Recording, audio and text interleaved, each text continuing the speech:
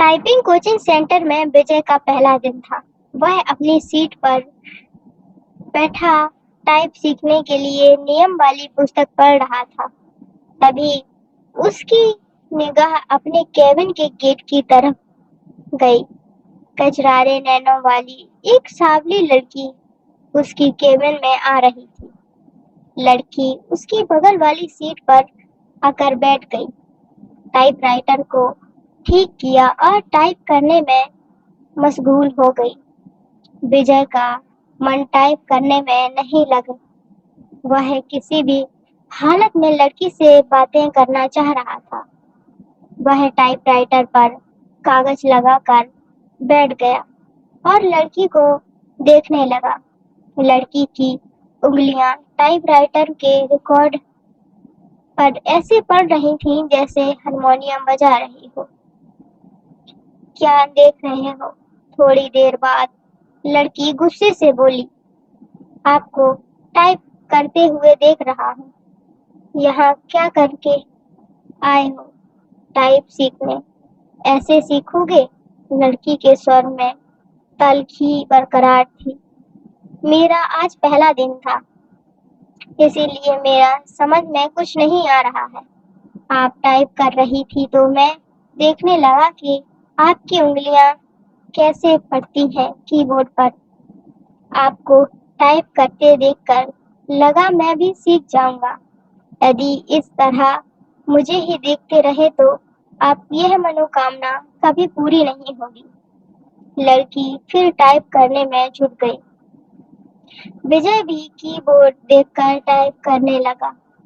Type करने में उसका मन नहीं लग रहा था। बेचैनी सी महसूस कर रहा था। 10 मिनट बाद ही उसने टाइपराइटर का रिबन ऑफ दिया। रिबन तो फंसेगा ही जब ध्यान नहीं और होगा। लड़की उसके टाइपराइटर को थोड़ा अपनी ओर खींचकर रिबन ठीक करने लगी। इस बीच रिबन नीचे गिर गया। वह उसे उठाने के लिए झुकी तो उसके गले से चुन्नी गिर गई। रिबन उठाने के लिए विजय भी झुका था। उसकी निगाह असकमस्त की लड़की के उजेरों पर चली गई। वह चकपका गया। लो ठीक हो गया, लड़की ने कहा। उसकी चेतना लौटी। लड़की फिर टाइप करने में लग गई, लेकिन विजय का मन टाइप में नहीं लगा। वह लड़की से बात करने की ताक में ही लगा रहा। मन नहीं लग रहा है। अचानक लड़की ने उससे पूछा तो माछे लिख गए। लगता है कि सीख भी नहीं पाओगे। आसार तो कुछ ऐसे ही दिखते हैं। आपका नाम? विजय ने बात को बढ़ाने के लिए सवाल कर दिया। सरता अच्छा नाम है, लेकिन मुझे इस नाम से नफरत है। क्यों? कोई एक कारण हो तो बताएं। यह कहते हुए सरता अपनी सीट से उठी और पर्स कंधे पर टांगते हुए केबिन से बाहर निकल गई। विजय उसे जाते हुए देखता रहा। उसके जाने के बाद वह टाइपराइटर पर डाली। टाइपराइटर उसे उदास लगा और दुनिया बदल गई। इस दिन से विजय हवा में उड़ने लगा। रातों को छत पर घूमने लगा, तारे गिनता और उससे बातें करता। चांदनी रात में बैठकर कविता लिखता। गर्मी की धूप उसे गुनगुनी लगने लगी। दुनिया गुलाबी हो गई तो जिंदगी गुलाब का फूल। आंखों से नींद गायब हो गई। वह ख्यालों ही ख्यालों में पैदल ही कई किलोमीटर घूम आता। अपने इस स्थिति के बारे में उसने अपने दोस्त को बताया तो उसने कहा, गुरु तुम्हें प्यार हो गया है। दोस्त की बात सुनकर उसे अच्छा लगा। अगले दिन विजय ने सरता से कहा कि आप पर एक कविता लिखी है। चलता हूँ कि आप इसे पढ़ें। यह भी खूब रही। जान ना पहचान तू मेरा मेहमान। कितना जानते हैं आप मुझे? जो भी जानता हूँ उसी आधार पर लिखा हो। सरता उसकी लिखी कविता पढ़ने लगी। सरता कल कल करके बहने वाली जलधारा लोगों की प्यास बुझाती, किसानों के खेतों को सींचती राह में आती है।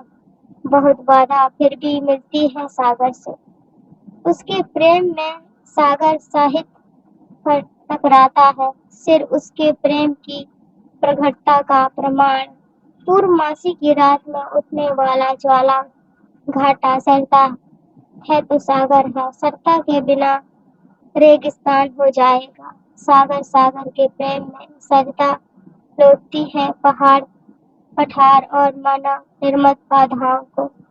कविता के नीचे उसने विजय की जगह सागर लिखा था। सरता ने उसे देखा और कागज विजय की तरफ बढ़ा दिया। विजय ने कहा कि मैं चाहता हूँ कि आप इसे टाइप कर दें, इसे छापने के लिए भेजना है। सरता कुछ नहीं बोली, कागज को सामने रखकर टाइप करने लगी। विजय उसे देखता रहा। इस बात का आभास सरता को भी था कि विजय उसे ही देख रहा है, लेकिन उसने कोई विरोध करने की बजाय पूछा कि आप कभी हैं? बनने की कोशिश कर रहा है, कभी भगोड़े होते हैं। सरता ने उसकी ओर देखते हुए कहा। उसकी इस टिप्पणी से विजय सपका गया। कभी अपने सुख के लिए कविता रचना है, रचते समय वह कविता के बारे में सोचता है, उसके बाद वह कविता को उसके हाल पर छोड़ देता है।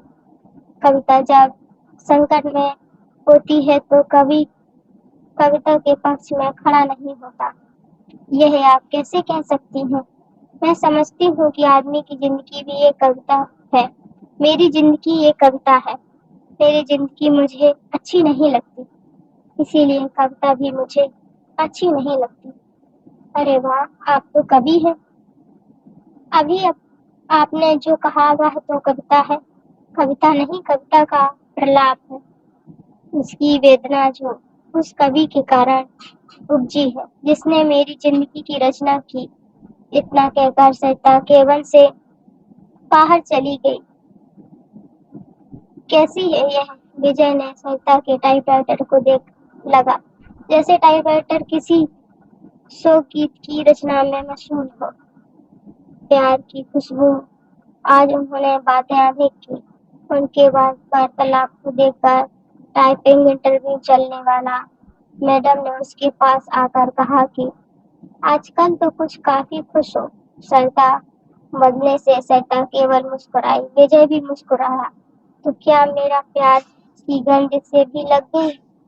अगले दिन सरता जब इंटरव्यू आई तो काफी सजी धजी थी।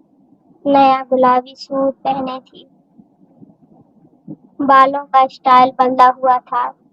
विजय को सरता का यह बदला रूप अच्छा लगा। वह अपनी घटनाओं को दबा नहीं पाया। बोला, काफी सुंदर लग रही है। जवाब में जब सरता ने मुस्कुराते हुए कहा थैंक यू, फूल जब उसकी तरफ फेंका तो उसकी इच्छा हुई कि वह खड़ा होकर नाचने लगे और जोर जोर से चिल्लाए कि उसे प्यार हो गया है। ग्रह नक्षत्रों की चाल। आदमी जब निराश होता है या फिर लक्ष्य की प्राप्ति उसकी स्थितियों साफ नहीं होती है तो वह धर्म और ज्योतिष की शरण में चला जाता है। विजय का भी हालात कुछ ऐसे ही थे। वह सरता को चाहने लगा था, लेकिन सरता भी उसे चाहती है यह स्पष्ट नहीं था। वह अपनी बेरोजगारी से भी परेशान था। घर वाले शादी के लिए अलग से दबाव डाल रहे थे। हिलाजा एक दिन वह ज्योतिष के पास चला गया। नौकरी पाने के लिए वह ज्योतिष के नुस्खे पूछता रहा। उसके सोचा कि प्रेम पाने के लिए भी ग्रह नक्षत्रों की चाल जान ली जाए। नौकरी के लिए तो ज्योतिष कभी कहता है कि आपकी कुंडली में कल्प सर्प दोष है जो आपके शुभ कार्यों में बाधक है। इसकी शांति के लिए घर में मोर पंख रखें और प्रतिदिन उसे 2-3 बार अपने शरीर पर घुमाएं। सोमवार के दिन चांदी से बना सर्प का जोड़ा शिवलिंग पर चढ़ाएं। नित्य श्री गणेश जी की उपासना करें। धैर्य पूर्वक ऐसा करने पर ही रोजगार प्राप्ति की संभावना बनेगी। विजय نے अभी तक उसके बताया हर नुस्खे को आजमाया, लेकिन आज तक कोई संभावना नहीं बनी। शिकायत करने पर वह कह देता कि आप पर भाग्य शुक्र की महादशा चल रही है। शुक्र के बलवर्धन के लिए शुक्रवार के दिन 5:30 रत्ती का उपल चांदी में जड़वाकर दहनी मध्यमा में धारण करें। पंडित जी, मेरी कुंडली में प्रेम है कि नहीं?